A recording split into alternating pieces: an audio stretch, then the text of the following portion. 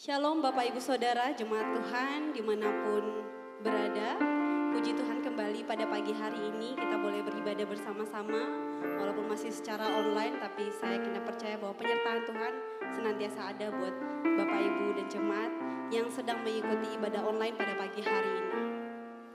Mari kita mau siapkan hati kita sebelum kita memulai ibadah ini. Saya undang Bapak Ibu Saudara untuk kita sama-sama berdoa. Bapa yang baik yang kami sembah dalam kerajaan sorga, kami bersyukur Tuhan buat kebaikan Tuhan, buat penyertaan-Mu, buat anugerah-Mu buat setiap kami. Kembali kami ada sebagaimana kami ada pada pagi hari ini. Kami memberi diri kami mau datang bersekutu bersama dengan Engkau Bapa. Terima kasih Tuhan, terima kasih buat berkat-Mu, terima kasih buat penyertaan-Mu yang tidak berkesudahan buat kami. Hari lepas hari Tuhan senantiasa menyertai kami, dan kami bersyukur buat kebaikan-Mu. Terima kasih Tuhan Yesus, terima kasih Bapa. Biarlah Tuhan pada pagi hari ini kamu mau datang membawa persembahan kami yang terbaik buat kemuliaan nama Tuhan. Kami mau datang memberi diri kami, memberi jiwa kami hanya untuk-Mu Tuhan. Terima kasih Yesus. Ku ada sebagaimana ku ada, berdiri menghadap tahta-Mu Bapa. Semua karena anugerah-Mu yang telah selamatkanku. Kami hidup dalam segala kelimpahan. Untuk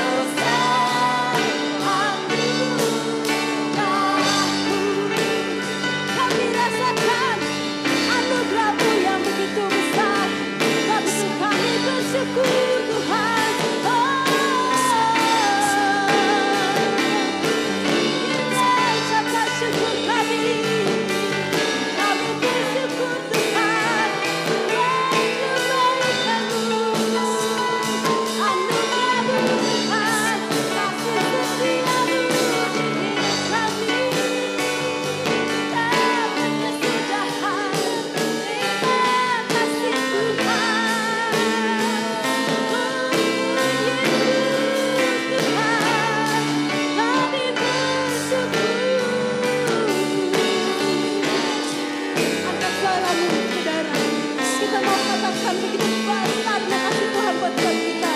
Yesus, Kau baik, Kau berapa baik Tuhan, Kau Allah yang setia, besar anugerah-Mu. Yesus Tuhan, kami bersyukur.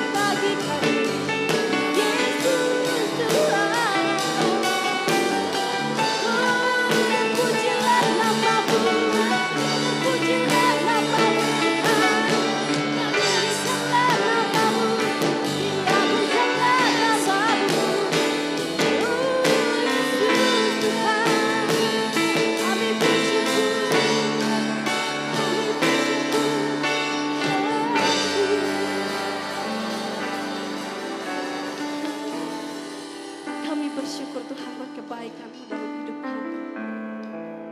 Bahkan setiap detik di hidup kami, Tuhan tidak pernah meninggalkan kami. Terima kasih Tuhan, terima kasih Yesus. Terima kasih Bapa buat kebaikan-Mu dalam hidup kami pada pagi hari ini ya Tuhan. Kami boleh datang bersama-sama dengan keluarga kami, saudara kami, ataupun kami yang sendiri dimanapun kami berada. Kami mau beribadah kepada Tuhan. Kiranya Tuhan melawat setiap kami. Tuhan curahkan Roh Kudus-Mu buat setiap kami, lawat kami Tuhan. Agar kami boleh merasakan sukacita daripada-Mu Bapa. Kami boleh bersukacita memuji dan membesarkan nama-Mu Tuhan. Terima kasih Tuhan Yesus, terima kasih Bapa. Bahkan kami siap untuk memuji, menaikkan pujian kami hanya di dalam nama Tuhan Yesus kami telah berdoa dan mengucap syukur. Haleluya. Amin. Sekali lagi shalom jemaat Tuhan dimanapun berada. Kita siap untuk memuji nama Tuhan. Amin. Kita mau katakan pujian, nyanyi baik.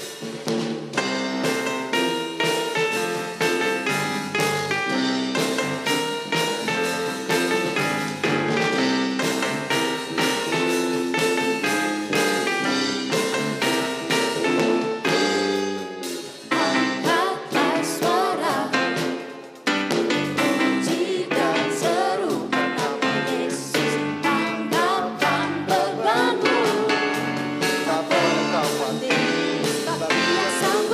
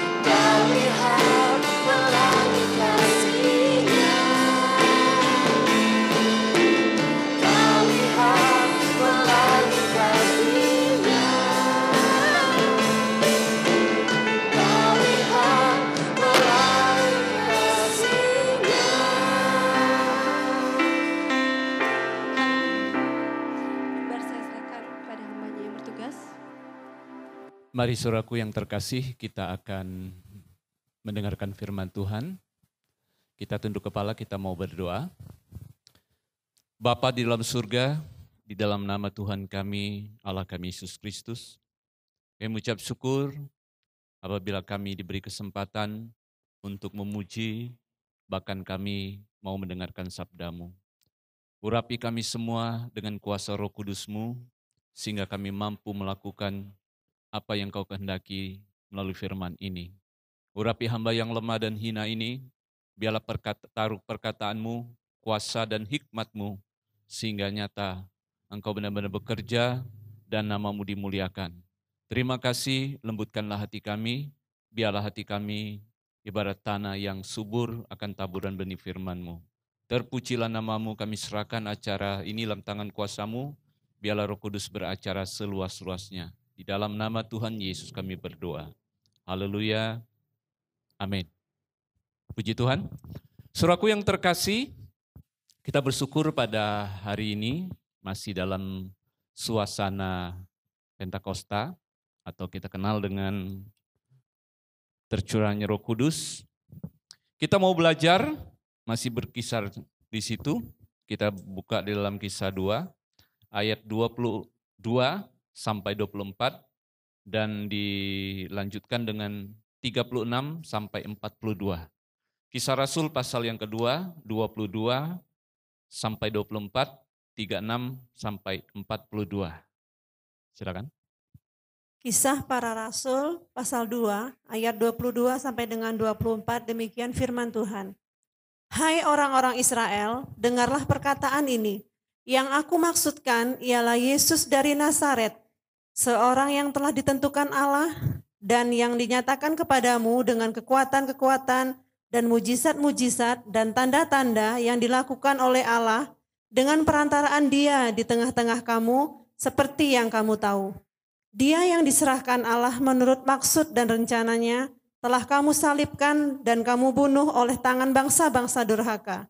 Tetapi Allah membangkitkan Dia dengan melepaskan Dia dari segala maut, dari sengsara maut, karena tidak mungkin Ia tetap berada dalam kuasa maut itu. 36. Kisah Para Rasul 2 ayat 36 sampai dengan 42, demikian firman Tuhan. Jadi seluruh kaum Israel harus tahu dengan pasti bahwa Allah telah membuat Yesus yang kamu salibkan itu menjadi Tuhan dan Kristus. Ketika mereka mendengar hal itu, hati mereka sangat terharu. Lalu mereka bertanya kepada Petrus dan rasul-rasul yang lain, apakah yang harus kami perbuat, saudara-saudara?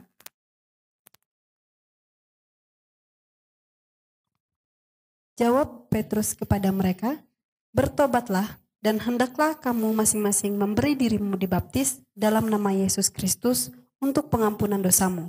Maka kamu akan menerima karunia Roh Kudus. Sebab bagi kamulah janji itu dan bagi anak-anakmu dan bagi orang yang masih jauh, yaitu sebanyak yang akan dipanggil oleh Tuhan Allah kita. Dan dengan banyak perkataan lain lagi, Ia memberi suatu kesaksian yang sungguh-sungguh dan Ia mengecam dan menasihati mereka katanya, berilah dirimu diselamatkan dari angkatan yang jahat ini. Cara hidup jemaat yang pertama. Orang-orang yang menerima perkataannya itu memberi diri dibaptis dan pada hari itu jumlah mereka bertambah kira-kira 3.000 jiwa. Mereka bertekun dalam pengajaran rasul-rasul dan dalam persekutuan. Dan mereka selalu berkumpul untuk memecahkan roti dan berdoa. Amin. Saudaraku yang terkasih, masih dalam kelanjutan Pentakosta.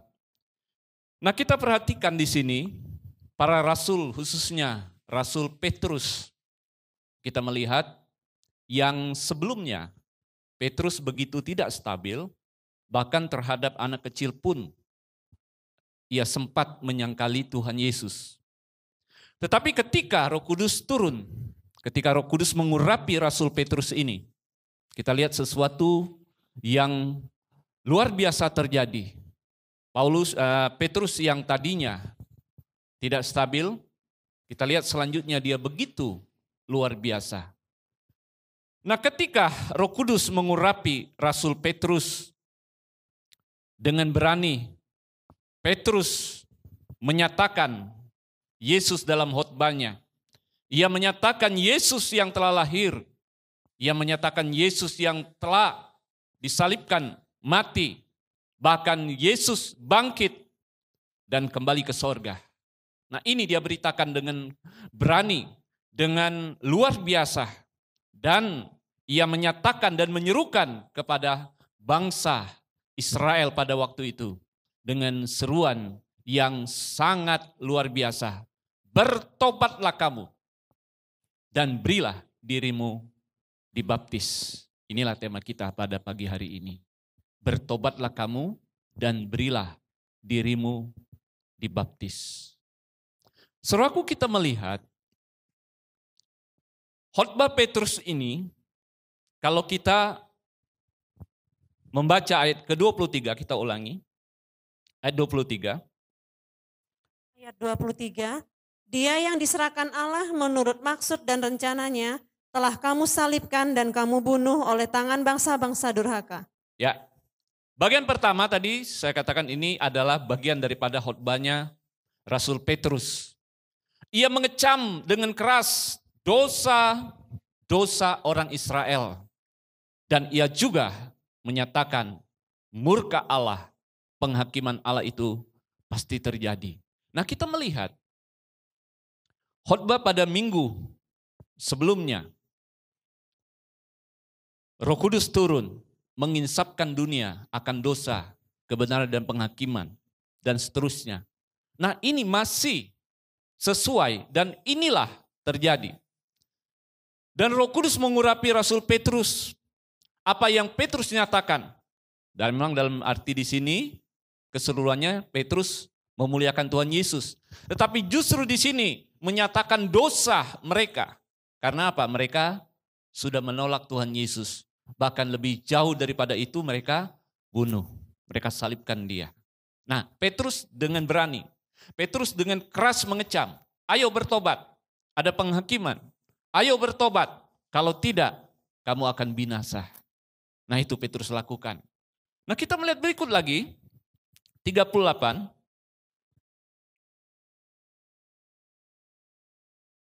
38, kita lihat lagi. Ayat 38, jawab Petrus kepada mereka, bertobatlah dan hendaklah kamu masing-masing memberi dirimu dibaptis dalam nama Yesus Kristus untuk pengampunan dosamu. Maka kamu akan menerima karunia Roh Kudus. Ya, tadi saya sudah singgung ya.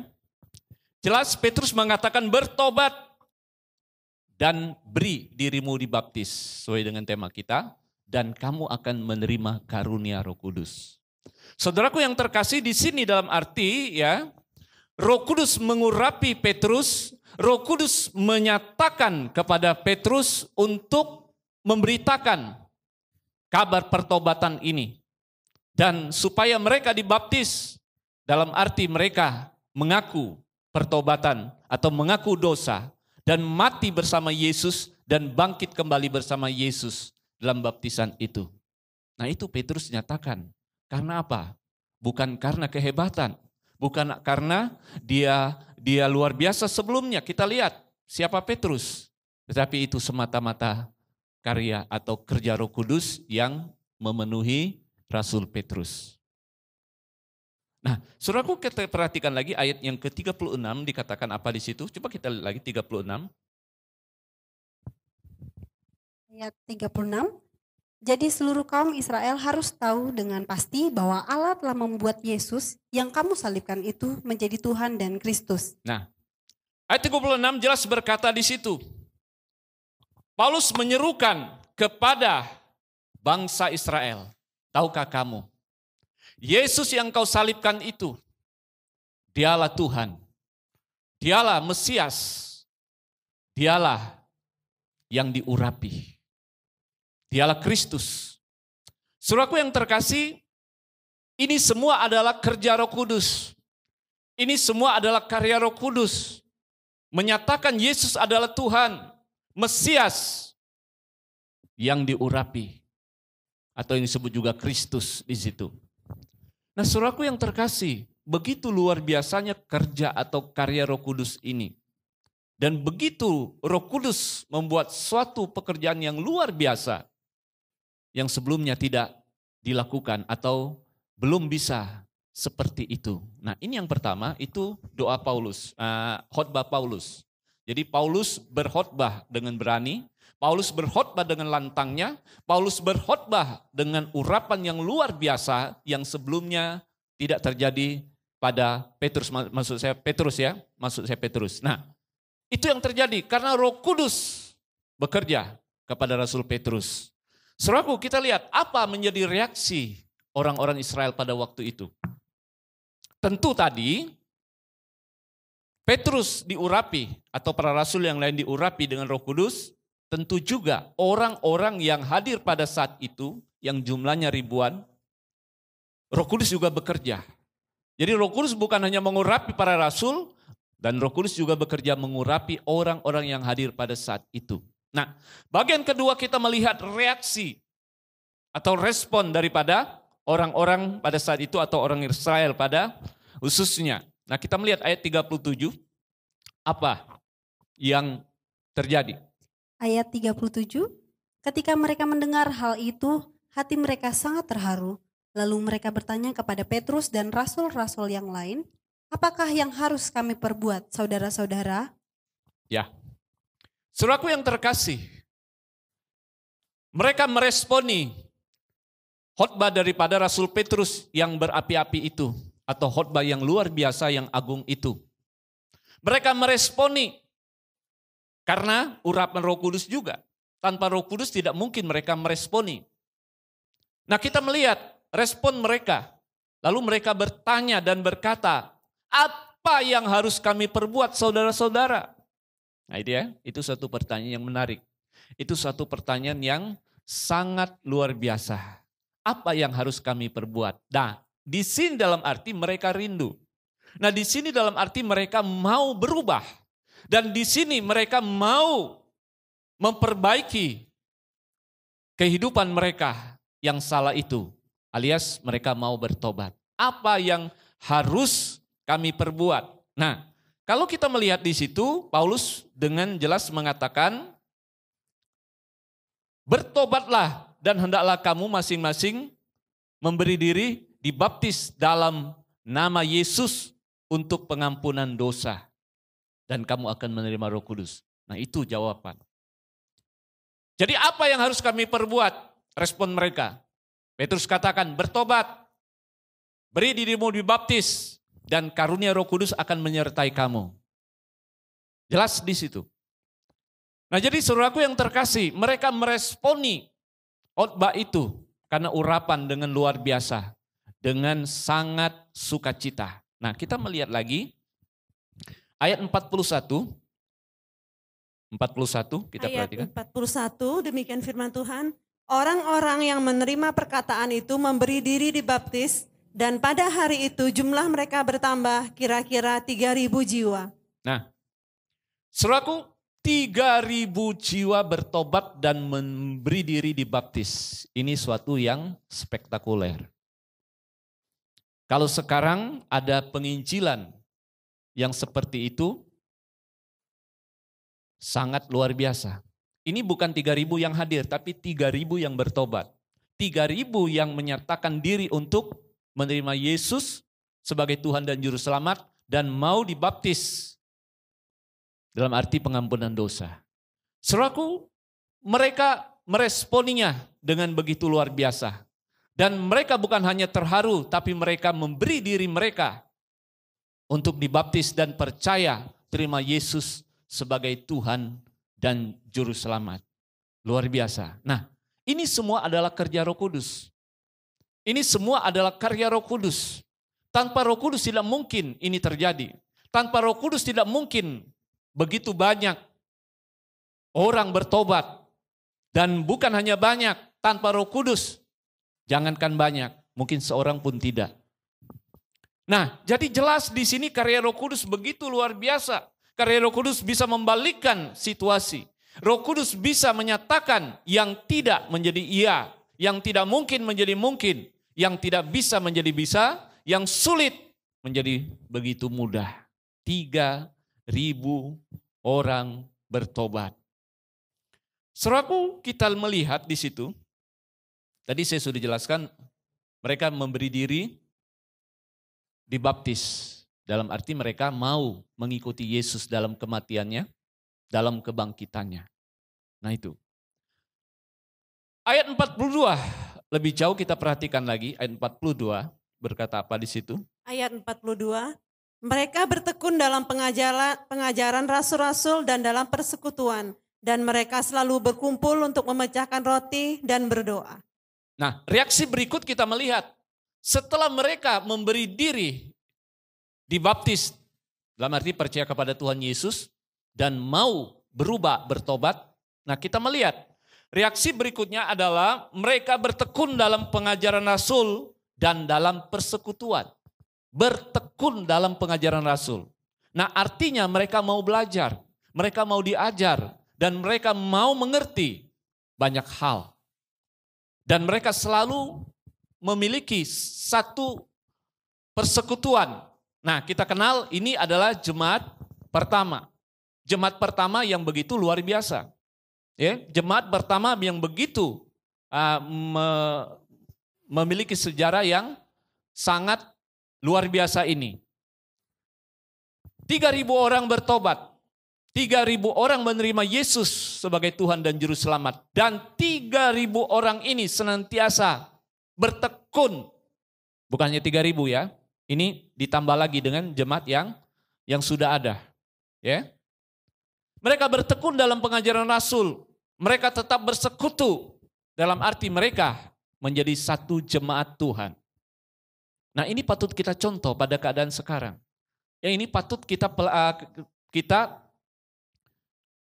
lakoni dalam kehidupan bergereja kita atau berjemaat kita seperti mereka.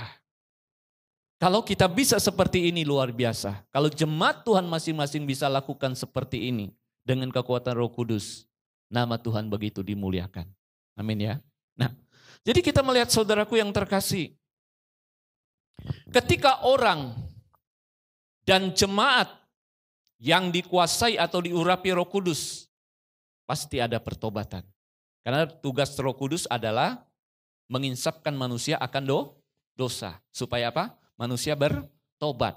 Akan ada penghakiman dan kebenaran. Nah, jadi kita melihat di sini Roh Kudus menguasai. Apabila Roh Kudus menguasai seorang atau jemaat Tuhan, pasti ada pertobatan, tidak bisa tidak.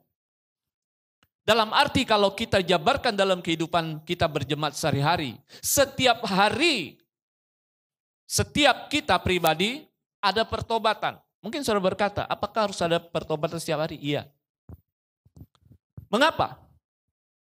Sadar atau tidak sadar, kadang-kadang kita ada lengannya, kita ada salahnya. Dan kita juga mau lebih baik dan lebih baik lagi dari hari ke hari. Nah itulah perlunya pertobatan setiap hari. Nah Roh Kudus ini bekerja di dalam setiap orang, di dalam jemaat dan menyatakan pertobatan setiap hari. Nah kalau Roh Kudus bekerja pasti ada pertobatan, tidak mungkin tidak. Nah itu. Nah selanjutnya kita melihat lagi. Kalau Roh Kudus itu bekerja, tadi dikatakan ada pertobatan bisa juga disertai dengan baptisan kalau yang belum dibaptis. Tapi kalau sudah, ya tidak perlu lagi kan, begitu kan? Nah, ketika Roh Kudus bekerja menguasai, mengurapi, bahkan bertahta atas seseorang atau atas jemaat Tuhan, tidak mungkin tidak. Karunia tadi dikatakan, karunia Roh Kudus itu akan ada, akan terjadi kepada orang itu dan kepada jemaat itu. Karunia Roh Kudus pasti terjadi. Karunia Roh Kudus itu artinya ya Roh Kudus bekerja ya menyatakan sesuatu. Nah, kita melihat 1 Korintus 12 ayat 8 sampai 10. Tolong dibaca. 1 Korintus 12 ayat 8 sampai dengan 10 demikian firman Tuhan.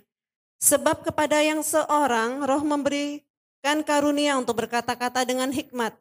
Dan kepada yang lain Roh yang sama memberikan karunia berkata-kata dengan pengetahuan. Kepada yang seorang Roh yang sama memberikan iman. Dan kepada yang lain Ia memberikan karunia untuk menyembuhkan. Kepada yang seorang Roh memberikan kuasa untuk mengadakan mujizat. Dan kepada yang lain ia memberikan karunia untuk bernubuat, dan kepada yang lain lagi ia memberikan karunia untuk membedakan bermacam-macam roh. Kepada yang seorang ia memberikan karunia untuk berkata-kata dengan bahasa roh, dan kepada yang lain ia memberikan karunia untuk menafsirkan bahasa roh itu. Ya, kita kenal dengan 9 karunia Roh Kudus. Setiap orang yang dikuasai oleh Roh Kudus, setiap orang yang Roh Kudus bertata dalam hidupnya, tidak bisa tidak, ia memiliki karunia roh. Mungkin saudara bertanya, karunia apa yang saya peroleh atau yang ada pada saya? Nah, kita bisa melihat pada diri kita sendiri. Dalam 9 ini, mungkin tidak semua, mungkin hanya ada 2 atau 3 atau 1 atau lebih karunia yang Roh Kudus nyatakan buat kita. Tetapi pasti ada, tidak mungkin tidak. Di antara 9 ini pasti ada. Bisa lebih daripada 1 pada seseorang yang dikuasai atau Roh Kudus bertahta. Nah, kalau karunia itu ada atau dinyatakan kepada orang yang dikuasai oleh Roh Kudus, dan berikut ketika karunia itu dinyatakan, pasti buah roh itu akan muncul dalam kehidupan atau keseharian orang itu. Pasti buah roh itu muncul. Tidak mungkin tidak. Orang dan jemaat yang dikuasai Roh Kudus pasti memuliakan Tuhan Yesus. Berarti kuasa roh itu atau buah roh itu akan muncul. Kita lihat dalam Galatia pasal yang ke-5, 23, 22, 23. Kita lihat buah roh. Galatia 5 ayat 22 dan 23. Tetapi buah roh ialah kasih, sukacita, damai sejahtera, kesabaran, kemurahan, kebaikan, kesetiaan, kelemah lembutan, penguasaan diri. Tidak ada hukum yang menentang hal-hal itu. Ya, tadi kita kenal karunia roh ada 9. Nah, di sini 9 pula buah roh. Apabila seseorang memiliki karunia roh yang tadi saya sebutkan, bisa 1, bisa lebih, pasti buah roh ini akan muncul kepada orang itu, tidak bisa tidak. Nah, saudara lihat di situ, buah roh itu akan mewarnai kehidupannya sehari-hari. Nah, kalau tidak ada buah roh ini, bagaimana mungkin ia dikatakan memiliki Roh Kudus? Kalau buah roh ini tidak ada dalam kesehariannya atau dalam kehidupannya, pastilah ia tidak dikuasai oleh Roh Kudus. Nah, itu ciri. Orang dan jemaat yang dikuasai Roh Kudus pasti memuliakan Tuhan Yesus, tidak bisa tidak. Di mana tadi kita melihat ketika Petrus berkhotbah dan menyatakan kuasa Roh Kudus, ia memuliakan Tuhan Yesus. Nah, kita lihat inti khotbah daripada Rasul Petrus itu adalah Tuhan Yesus. Tuhan Yesus dimuliakan. Tuhan Yesus yang dibunuh, disalib, sehingga dinyatakan engkau berdosa, engkau harus bertobat. Nah, dengan berani para rasul memberitakan Yesus, Yesus yang lahir, Yesus yang telah disalibkan atau dibunuh, dan Yesus yang telah bangkit, dan Yesus yang telah naik ke sorga. Saudaraku, itulah yang mereka nyatakan. Jadi semua itu adalah untuk kemuliaan Tuhan. Jadi kerja Roh Kudus itu mengurapi siapapun, termasuk para rasul, adalah ujungnya memuliakan, meninggikan Tuhan Yesus, tidak bisa tidak. Nah, kalau ada orang yang tidak memuliakan Tuhan, hanya memuliakan dirinya sendiri, atau hanya memuliakan kelompoknya, berarti Roh Kudus tidak bekerja kepada orang itu. Kalau Roh Kudus bekerja, pasti ia memuliakan Tuhan Yesus. Ia akan mengesampingkan dirinya, ia akan mengesampingkan yang lain, tapi Yesus yang utama. Itu ciri-cirinya. Jadi Roh Kudus memuliakan Tuhan Yesus. Roh Kudus akan meninggikan Tuhan Yesus. Berikut kita melihat lagi. Ketika Yesus yang lahir, yang mati, yang bangkit, dan kembali ke sorga itu diberitakan. Itulah sebenarnya Injil yang sejati. Itulah isi Injil yang sejati itu. Jadi saudaraku yang terkasih, mari saudaraku yang terkasih, Roh Kudus itu sangatlah penting buat kita. Roh Kudus adalah Allah sendiri. Roh Kudus akan bekerja kepada orang yang rindu, yang rendah hati, yang mau belajar. Dan Roh Kudus ini akan memberikan tuntunan, kekuatan buat kita. Sehingga dari kita tidak mampu menjadi mampu. Sehingga kita tadi tidak bisa menjadi bisa. Dari kita tidak kuat menjadi kuat. Nah, inilah kerja Roh Kudus. Jadi inti keseluruhan ini adalah Roh Kudus bekerja adalah untuk memuliakan Tuhan. Segala puji, segala hormat, segala syukur, kemuliaan hanya kepada Yesus saja. Amin. Jadi inilah inti daripada khotbah daripada Rasul Petrus. Jadi ia menyatakan dosa kepada orang-orang Israel supaya bertobat. Dan buktinya mereka bertobat. 3.000 orang bertobat memberi diri dibaptis saat itu. Jadi inti semuanya adalah karya Roh Kudus. Jadi saudaraku yang terkasih, marilah. Tidak bisa tidak. Gereja tanpa Roh Kudus adalah gereja yang mati. Umat Tuhan orang Kristen tanpa Roh Kudus, ia bukan murid Yesus. Ia tidak akan selamat. Jadi Roh Kudus adalah jaminan buat keselamatan kita. Roh Kudus adalah jaminan untuk kita dapat melangkah ke depan. Dan Roh Kudus adalah kekuatan kita untuk dapat bertahan dalam penderitaan. Tuhan berkati kita semuanya. Amin, kita tunduk kepala. Bapa di dalam surga, di dalam nama Tuhan Yesus Kristus kami mengucap syukur kepadamu. Inilah kami anak-anakmu, biarlah firman ini menguatkan kami, memampukan kami untuk memahami kebenaran ini. Curahkan, kuasai kami dengan Roh-Mu, sehingga kami mengerti, sehingga kami kuat, sehingga kami mampu melakukan kehendak-Mu dalam setiap kehidupan kami anak-anak-Mu. Terima kasih, ampuni hamba, bila Roh Kudus bekerja seluas-luasnya, mengajar, menuntun, mendidik kami, sehingga pada akhirnya kami memuliakan nama Tuhan kami, Yesus Kristus. Terpujilah nama-Mu, sebentar kami akan masuk di dalam perjamuan kudus. Bapa, urapi kami semua, urapi jemaat-Mu, urapi hamba yang lemah hina ini. Biarlah Tuhan Yesus layakkan hamba untuk melayani tubuh dan darah-Mu ini.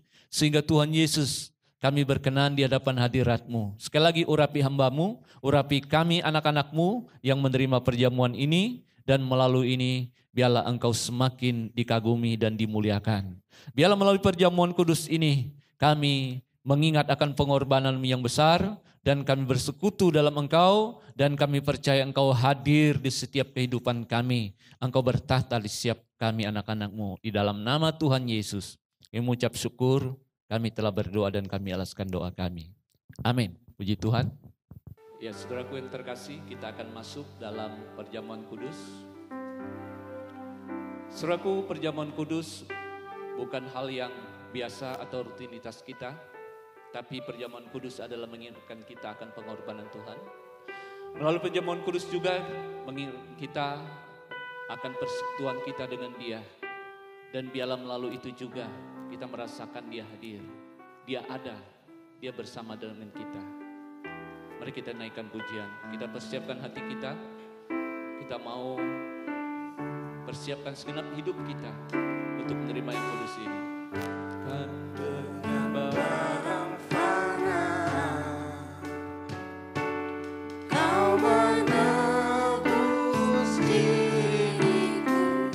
Dia telah menebus kita. Dia telah berkorban untuk kita. Darahnya bercucuran untuk menebus, bahkan membasuh setiap dosa kita. Haleluya.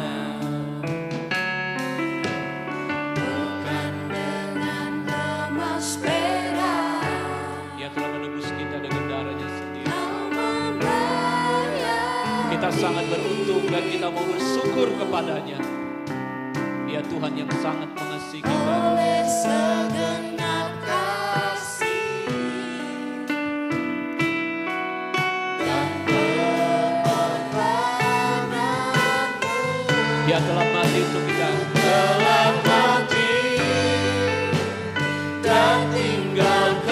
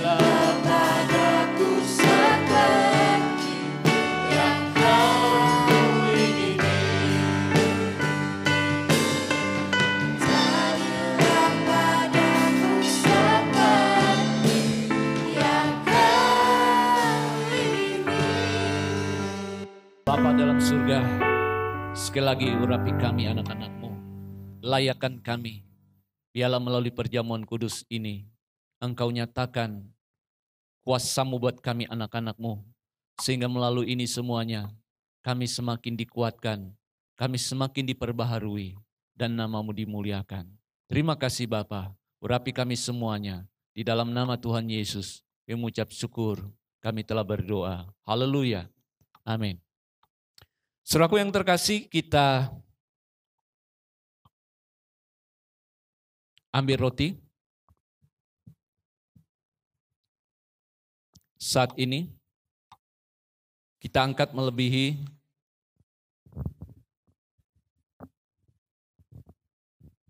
kepala kita menghormati. Saudara renungkan saat ini sementara saya akan bacakan firman Tuhan. Kita renungkan, bila betul-betul kita mau bersekutu dan mengingat akan pengorbanannya.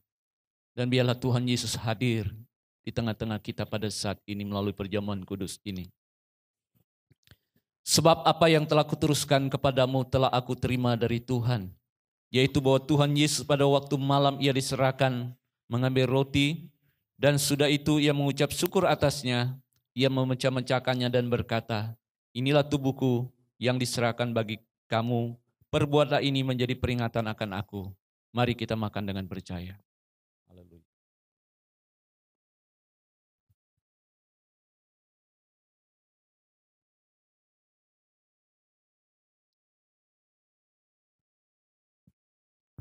Haleluya. Demikian kita angkat air anggur yang melambangkan darah Kristus. Kita renungkan betapa luar biasanya Dia buat kita. Demikian juga ia mengambil cawan sesudah makan, lalu berkata, cawan ini adalah perjanjian baru yang dimeteraikan oleh darahku. Perbuatlah ini setiap kali kamu meminumnya, menjadi peringatan akan aku. Mari kita minum dengan percaya. Haleluya.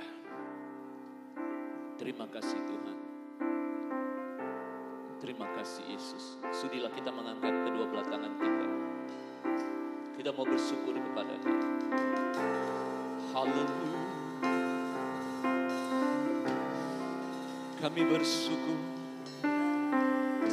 Kami bersyukur. Kami bersyukur. Kami berterima kasih. Puji. Haleluya. Haleluya. Muliakanlah nama-Mu. Agunglah nama-Mu Yesus. Mulialah nama-Mu. Sucilah Kau Tuhan. Haleluya. Kami naikkan syukur padamu. Kami naikkan syukur padamu. Syukur dan kasih-Mu yang mulia. Kami naikkan syukur padamu. Puji Tuhan, dan diberkati melalui perjamuan kudus ini. Bila perjamuan kudus ini menjadi kekuatan buat kita semuanya. Saudaraku, ibadah selesai, kita akan masuk dalam doa penutup. Mari kita mau tunduk kepala sekali lagi, kita mau berdoa dan bersyafaat untuk bangsa dan negara kita. Bahkan untuk saudara kita yang sakit, dan kita juga mau berdoa untuk jemaat Tuhan yang dikasihi. Bapa di dalam surga, di dalam nama Tuhan kami Allah kami Yesus Kristus. Sekali lagi kami mohon belas kasihan-Mu. Kami mohon Tuhan pertolongan-Mu buat kami semua anak-anak-Mu, buat jemaat-Mu ini. Biarlah penyertaan-Mu, biarlah damai sejahtera-Mu, sukacita-Mu menyertai kami. Kau tolong kalau ada yang sakit, Kau tolong kalau ada yang lemah, Kau tolong kalau ada yang susah. Tuhan, Engkaulah sumber kekuatan kami. Biarlah melalui Engkau, melalui Roh Kudus-Mu, kami dapat jawaban dari atas semua apa yang kami alami. Terima kasih, kami juga berdoa untuk bangsa dan negara kami serahkan dalam tangan kuasa-Mu. Kami percayakan para pemimpin kami mulai dari Bapak Presiden, Tuhan Kau tolong. Biarlah bangsa kami menjadi bangsa yang kuat, dapat melalui masa-masa yang sulit ini. Engkau lindungi, Kau jaga Tuhan Yesus. Biarlah Tuhan melalui semuanya ini Engkau semakin dikagumi dan dimuliakan. Hamba juga berdoa untuk gereja-gereja-Mu dimanapun berada. Buat penginjilan, buat para hamba-Mu yang memberitakan Injil-Mu Tuhan Yesus. Engkau berkali mereka, Engkau lindungi. Bahkan Engkau berkati kehidupan anak-anak-Mu semuanya. Biarlah melalui mereka semuanya Injil-Mu semakin dinyatakan dan Engkau semakin dimuliakan. Terima kasih, inilah kami. Hamba berdoa untuk pulau kami yang kami kasih, Pulau Bangka ini, Kota Sungai Liat ini. Tuhan Yesus, Kau berkati. Kau lindungi, jaga kami semuanya. Kami percaya Tuhan Yesus, Kau mempunyai rencana yang indah buat kota kami, buat daerah kami ini Tuhan Yesus. Terima kasih, sekali lagi hamba menyerahkan jemaat-Mu, bahkan keluarga demi keluarga. Biarlah ada sukacita, biarlah damai sejahtera menyertai setiap rumah tangga anak-anak-Mu. Biarlah ada kecukupan, ada berkat, Engkau nyatakan buat kami semuanya. Terima kasih, inilah kami, saudaraku yang terkasih, yang dikasih oleh Tuhan Yesus. Saat ini, terimalah oleh-Mu kasih karunia Tuhan Yesus Kristus dan kasih Allah serta persekutuan daripada Roh Kudus menyertai kita semua mulai hari ini hingga Tuhan Yesus datang kedua kalinya. Haleluya. Amin. Saudaraku yang terkasih, selamat berhari Minggu. Selamat menikmati apa yang ada di rumah dan tetap di rumah saja. Tuhan berkati kita semuanya. Amin. Puji Tuhan. Happy Sunday and God bless you.